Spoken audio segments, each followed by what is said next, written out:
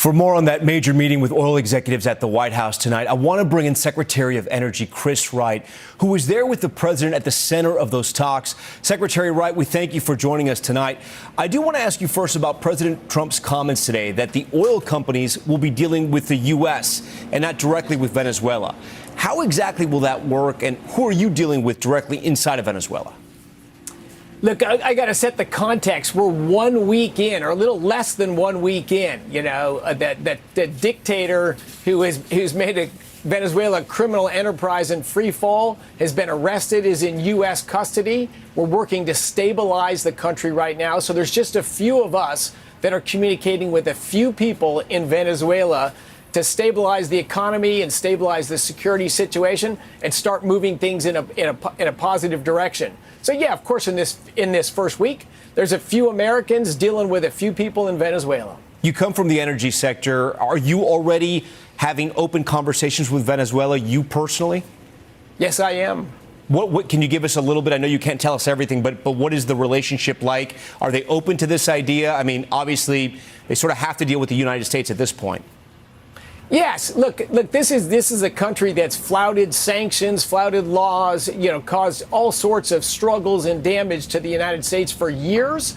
And I think President Trump's creative leadership said, hey, we're going to stop this. We're going to use our military, but mostly we're not going to fire any bullets. We're just going to put a blockade on their oil and bring some leverage and force the sanctions that have been on the law for some time. And lo and behold, the Venezuelans are extremely constructive in talking with us. They understand we're going to control the sale of their crude. In fact, it gets a lot of corruption out of their system. It means that the oil is going to be sold at a higher price. More funds are going to be generated than were before. Venezuela's got all sorts of internal struggles, but now you've got the powerful United States, the resolve of President Trump. This is the road to peace and prosperity in Venezuela. This is the road to prosperity in the United States and a more peaceful hemisphere focused on commerce and not criminality. Secretary Wright, as you know, there's a lot of division within Congress about this. Democrats are highly opposed. Here's a bit of what Senator Chris Murphy of Connecticut said this week. This is an insane plan.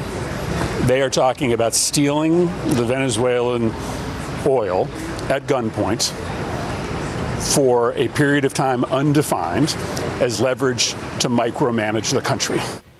Secretary, you heard it right there. Democrats are saying the Trump administration is stealing Venezuela's oil at gunpoint and holding it hostage, essentially, to run the country. What do you say to that?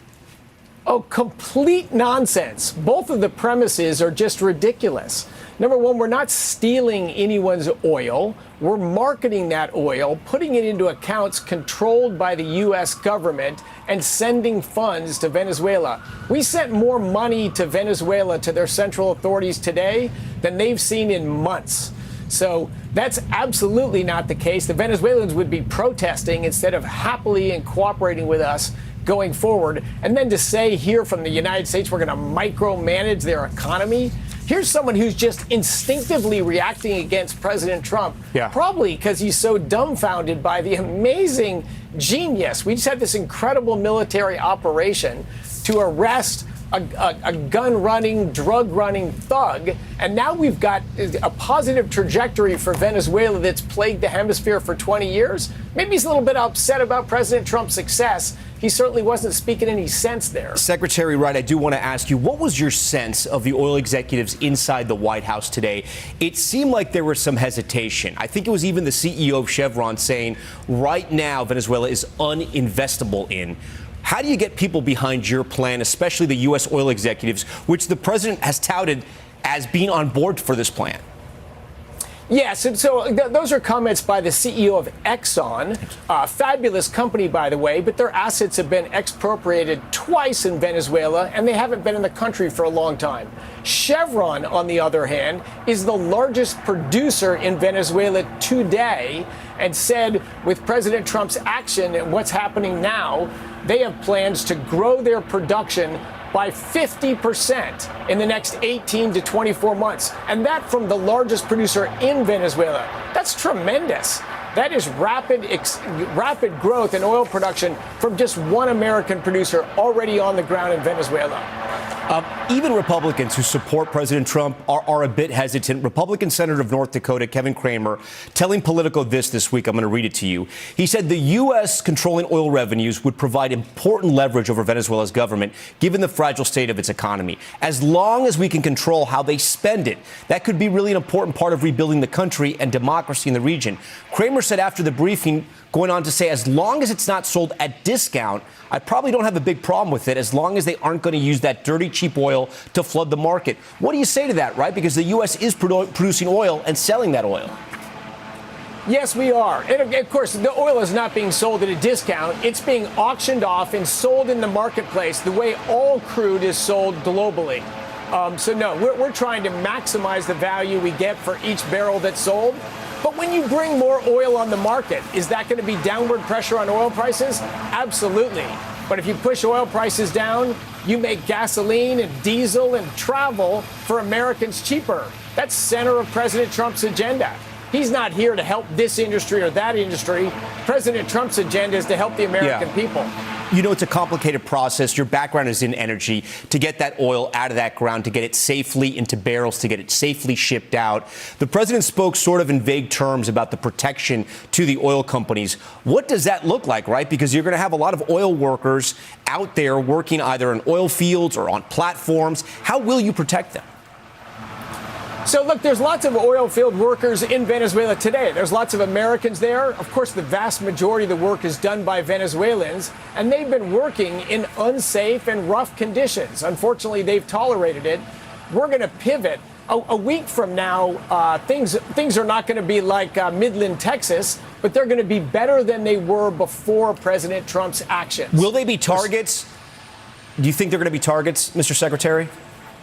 I sure hope not. But look, there's going to be some instability in Venezuela for sure. We have to deal with that. Now we have the tools, the authority, and I think the alliance of the top interim authorities in Venezuela as our partners. So I think the situation is going to improve. But are there risks in a country that's changing trajectory just in the last week? Sure, there's going to be risks. How does the math work for you when Chavez nationalized the oil fields out there in the entire oil industry? American companies lost infrastructure. They lost profits. It's been, I think, almost 20 years since that happened. Do we add interest to that? Is that money owed back to American companies? And how is that repaid? That is a great question that's going to be resolved in the future. Yes, the debts from the Venezuelan government to American companies and international companies are very large.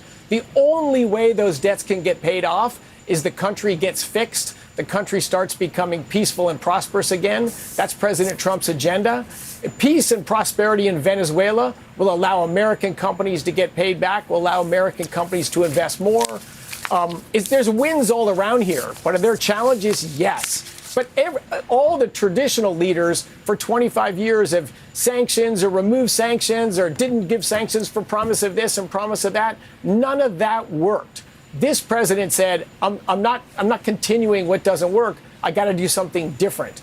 And I salute his leadership, his boldness, the amazing military performance to extract two drug dealers masquerading as presidents of Venezuela. Secretary Wright, we thank you for that, and we thank you for coming on Top Story tonight. Thanks for having me, Tom.